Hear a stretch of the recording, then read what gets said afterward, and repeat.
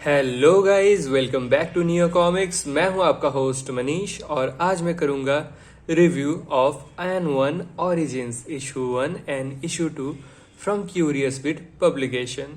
सो guys, आप में से जो लोग die hard Indian comic book fans है उनमें से शायद कुछ लोगों को इसका कवर आर्ट कहीं ना कहीं जरूर दिखा होगा।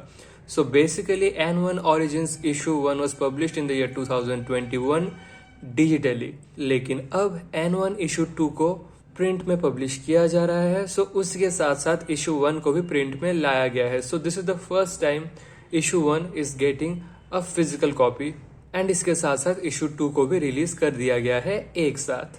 बट एन वन का ओरिजिन्स बस 2 इश्यूज में नहीं समेटा जाएगा। It is going to be a 4 issue long mini series. मुझे इन दोनों के साथ मिला है कुछ फ्रीबीज, कुछ novelty items. Let me show those to you guys. So ये है एक पोस्टर, यह है कुछ स्टिकर्स, यह है एक कार्ड। इसे स्कैन करके आप डायरेक्टली क्यूरियस बिट पब्लिकेशन का वेबसाइट को विजिट कर सकते हैं और उनके थ्रू अपना कॉमिक्स ऑर्डर कर सकते हैं। But before you do that, let me just tell you कि आप लोगों के लिए एक सरप्राइज कूपन कोड है जो मैं towards the end of the video आप सबके साथ शेयर करूंगा। सो वीडियो को अंत तक जरूर देखिएगा दोस्तों। ये एक कार्ड भी है दोस्तों, and you can connect with the publisher and the writer of this comic book via this contact details. So here they are. And poster के पीछे एक पर्सनलाइज्ड थैंक यू नोट भी है।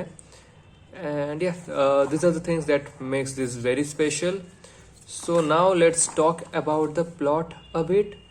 सो गाइज, इस स्टोरी का जो प्रेमिस है वो थोड़ा स्पेस ओडिसी टाइप का है।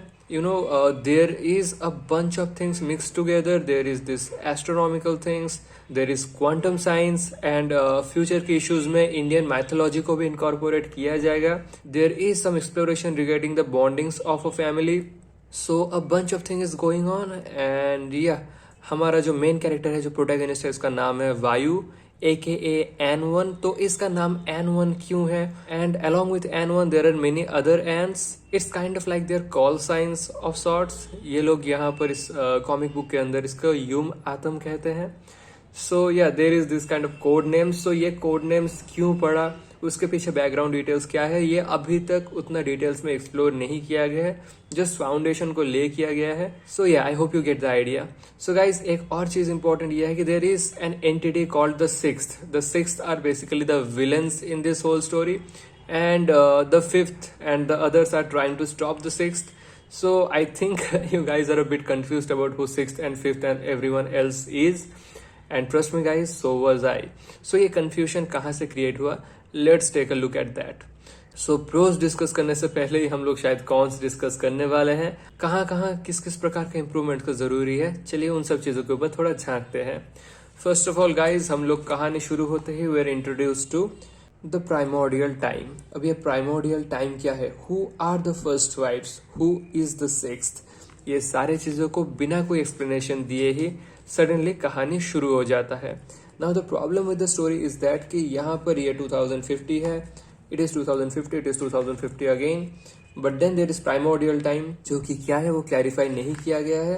एंड देन प्राइमोर्डियल टाइम के 3-4 पेज के बाद फिर से ये 2050 और 2050 के बाद 3,50,000 ईयर्स फ्रॉम करेंट टाइम। सो इतने सारे टाइम लाइन्स को बस 2-4 पेजेस के बाद इतना ज्यादा पलटा गया है। जैसे कि आप देखिए फिर से it's year 2050। I don't know if you guys can see this और not, but so time lines ढेर सारा है और हर एक टाइम लाइन को बस 2-4 पेजेस के बाद ही चेंज किया गया है, इसलिए स्टोरी टेलिंग बहुत ज्यादा जंपी हो गया। Before you start getting the vibe of what is happening in this time line, something else is introduce to you and you are left clueless. क्योंकि सबसे बड़ा जो प्रॉब्लम है, it is a huge world that is in the mind of the writer. एक बहुत बड़ा world building हो रहा है, बट क्योंकि कोई इंट्रोडक्शन ही नहीं है, इसलिए आप इस वर्ल्ड के साथ कनेक्ट नहीं कर पाएंगे स्पॉन्टेनियसली। आपको बहुत ज्यादा कंसंट्रेशन लगाना पड़ेगा एंड फिर भी बहुत सारी चीजें अनसुलझी रह जाएंगे, बहुत सारी चीजें आप समझ नहीं पाएंगे। टू बी ऑनेस्ट, मैं इन दोनों कॉमिक्स को दोबारा पढ़ा, कुछ चीजें थोड़ा बहुत क्लैरिफाई हुआ, but still many things were left unanswered. So I had to talk with the publisher and then he had to explain me. So guys, issue 3 जब आ रहा है, इशू 3 में कुछ बैकग्राउंड हिस्ट्री दिया जाएगा ताकि हम रीडर्स बेहतर तरीके से राइटर के जो इस वर्ल्ड बिल्डिंग है इसको ग्रैस्प कर पाए और इस पूरा जो सिलसिला है उसको समझ पाए। सो गाइस, इतना एब्रप्ट पेसिंग और अजीब फ्रीक्वेंसी के कारण हम रीडर्स चाहकर भी इस दुनिया के साथ उतने बेहतर तरीके से कनेक्ट नहीं कर पाएंगे।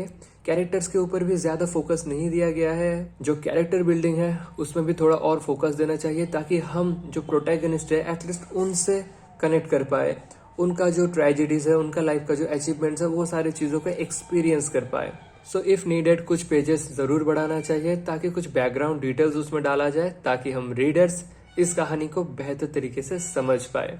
बिकॉज व्हाट्स द यूज, अगर एक राइटर के दिमाग में एक बहुत ही बेहतरीन प्लॉट है, बट एज रीडर्स अगर हमें वो चीज ठीक से समझ ना आए, अगर हम उस चीज का फुल मजा ना ले पाए, then it's very futile and I do not want that to happen with anyone.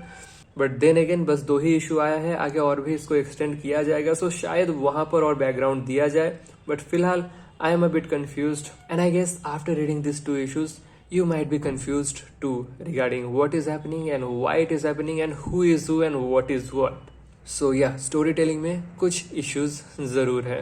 But then after I finished reading these 2 comics twice, I must say कि potential बहुत ज्यादा है. ऐसे चीजों को बहुत कम ही एक्सप्लोर किया गया है इंडियन कॉमिक बुक इंडस्ट्री में. So I am hoping for the best कि इशू 3 में चीजें और बेहतर होंगे और भी ज्यादा डिटेल्स डाले जाएंगे. एंड इशू 4 तक I think it will be a great origin story if things are executed in a proper way. So guys, issue 1 का आर्ट वर्क तो आप देख ही चुके हैं. मैं और ज्यादा पेजेस देकर आपको स्पॉइल नहीं करूंगा. सो या, इशू 1 का कहानी यहाँ पर खत्म होता है and the story picks up in issue 2 after a couple of pages. From here. So guys, अब प्रॉब्लम ये हुआ कि जब इशू 2 में पढ़ने लगा, the whole team except for the writer had changed. So character design में भी वो चेंजेस लाया गया था एंड आई वॉज कंफ्यूज कि are this two the same characters which they were. But then इसके यहाँ पर मुस्टैच है, there is this huge beard that he is flaunting but he is clean shaped. Then this lady he is wearing purple, but यहाँ पर that lady is wearing white and yellow. So are they the same people? I was very confused, and as I said, the storytelling didn't explain much. So हाँ, अलग ही level का confusion create हुआ because अब art work भी बहुत different है. So basically what has happened is that कि character जो डिजाइन है वो चीजों को रीडिजाइन किया गया. And as I said, the whole creative team have changed. Let's take a look at the creators. Yeah, here they are. So the writer is Varun Malhotra. He is the only constant. So as you can see, except for the writer, the penciler, colorist, letterer, cover artist, everyone is changed in these 2 issues, and as a result we are left with 2 very different kind of artwork and a lot more confusion. But guys, ये change necessary था because you have seen the artwork in issue 1, right? So maybe yeah, this was the best page so far. But look at the artwork in issue 2. It's just miles apart from each other. It's fantastic. Like अगर आपको मैं ना कहता कि ये कोई Indian comics है, आप समझ लेते कि ये शायद डीसी का कुछ हो सकता है. It might be from Image Comics. So yeah, काफी हाई कैलिबर का आर्टवर्क को यहाँ पर पब्लिश किया गया है and I absolutely loved it guys. Like it's action packed, lot of thing is going on and the colouring is fantastic as well. It's not just the artwork, just look at it guys. And ये रहा issue 3 का cover art. Looks like Shiva, but I don't think he is. And yeah, I think mythology को अब incorporate किया जाएगा. So far it's just space odyssey, it's just some superpowers, it's just power struggle, action and all those kind of stuff. But अभी भी बहुत कुछ explore करना बाकी है दोस्तों.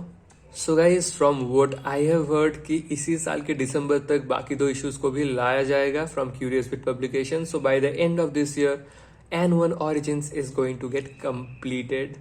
And after the completion, I think I'll be able to give a very comprehensive review about कैसा है ये N1 Origins. और उसके बाद N1 Adventures या वगैरह वगैरह ये सब सीरीज को कंटिन्यू किया जाएगा. बट फिलहाल N1 Origins is going to wrap up by the end of this year, according to our publisher cum writer Varun Malhotra. Now it's time for the ratings guys. सच कहूँ तो इन दोनों comics को मैं अलग अलग रेटिंग देना चाहूंगा because the artwork is very different in both of them. यहाँ पर it's quite average, maybe 3 out of 5. But यहाँ पर it gets a solid 4.5 out of 5. But क्योंकि दोनों कॉमिक्स का मैं एक साथ रिव्यू कर रहा हूँ, सो दोनों का स्टोरी और दोनों का आर्टवर्क का मैं एवरेज निकाल कर यही कहूंगा कि स्टोरी के लिए मैं इसको देना चाहूंगा 3 out of 5. आर्टवर्क के लिए मैं इसको देना चाहूंगा 4.2 out of 5. So N1 Origins gets 7.2 out of 10 from Neo Comics.